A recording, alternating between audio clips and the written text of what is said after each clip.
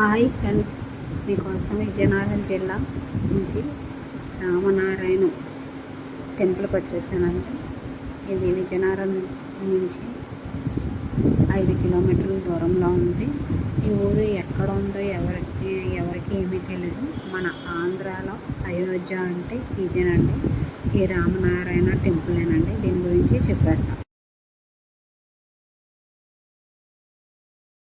మనం ఇప్పుడు చూస్తున్నది ఆంధ్ర అయోధ్యగా పిలువబడుతున్న శ్రీరామనారాయణం. ఈ ఆలయ సృష్టికర్త మరియు NCC group of association company వ్యవస్థాపకులు కీర్తిశేషులు శ్రీ నారాయణం నరసింహమూర్తి గారు. ఈ ఆలయం అనేది విశాఖపట్నం నుంచి 50 కిలోమీటర్ల దూరంలో విజయనగరంలో ఈ ఆలయం అనేది ఉంది. మన సనాతన ధర్మంలో రాముడికి ఎంత ప్రాధాన్యత ఇస్తామో అలాగే రామబాణానికి అంతే ప్రాధాన్యత ఉంది. అలాంటి రామబాణ రూపంలో ఈ ఆలయం అనేది ఉండడం విశేషం. ఒక మనిషి ఎలా జీవించాలో ఎలా బ్రతకాలో తెలియజేసే గొప్ప కావ్యం శ్రీమద్ రామాయణం. అటువంటి రామాయణాన్ని కళ్ళకు కట్టినట్టు చిత్ర రూపంలో 60 ముఖ్య సంఘటనలు ఈ ఆలయంలో వివరంగా 2 భాషల్లో అర్థమైనట్టు మరియు చిత్ర రూపంలో ఇక్కడ చిత్రించబడినది. అలాగే ఆలయ సరి మధ్యలో 60 అడుగుల ఆంజనేయ స్వామి నిత్యం పూజలు అందుకుంటూ ఉంటాడు. తదుపరి శ్రీరామ మరియు అమ్మవారి విగ్రహాలు, తదుపరి బంగారు విష్ణు విగ్రహం కూడా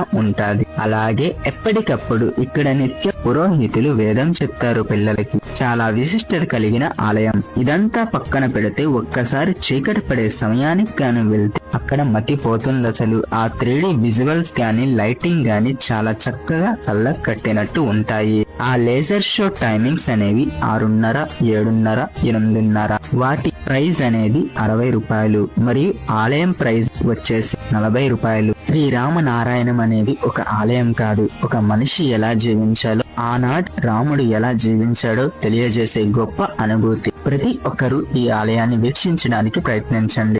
ప్రపంచంలో అతిపెద్ద బాణం షేప్ లో ఉన్న రామాలయం అదే రామనారాయణం టెంపుల్. 15 ఏకర్స్ లో నిర్మించారు. చాలా ప్రశాంతంగా ఉంటుంది. 60 అడుగులు ఎత్తైన ఆంజనేయ స్వామి లేజర్ షో చూడడానికి 2 కళ్ళు సరిపోవు. అందరూ మిస్ అవ్వకుండా చూడాల్సిన లేజర్ షో. ఈ లేజర్ షోలో మనకి ఆంజనేయ స్వామి గురించి అండ్ పంచముఖ ఆంజనేయ స్వామి అవతారం ఎలా వచ్చిందో క్లియర్ గా కళ్ళకి కట్టినట్టు చూపిస్తారు. హనుమంతుల వారు గుండె చీల్చి చూపిస్తారు సీతారాములని. స్టార్టింగ్ లో స్టెప్స్ ఎక్కుతున్నప్పుడు వాటర్ ఫౌంటైన్స్ లో శ్రీ మహాలక్ష్మి అమ్మవారు అండ్ సరస్వతి దేవి విగ్రహాలు కనిపిస్తాయి. అక్కడే విష్ణుమూర్తి ఆలయం కూడా ఉంది. ఆ తర్వాత అందరికీ అర్థమయ్యేలా రామాయణం కథ శిల్పాలుగా చెక్కి ఉంటాయి. ఈ టెంపుల్ కి స్పెషల్ అట్రాక్షన్. లాస్ట్ లో శ్రీరాముడు సీత లక్ష్మణులతో దర్శనమిస్తారు.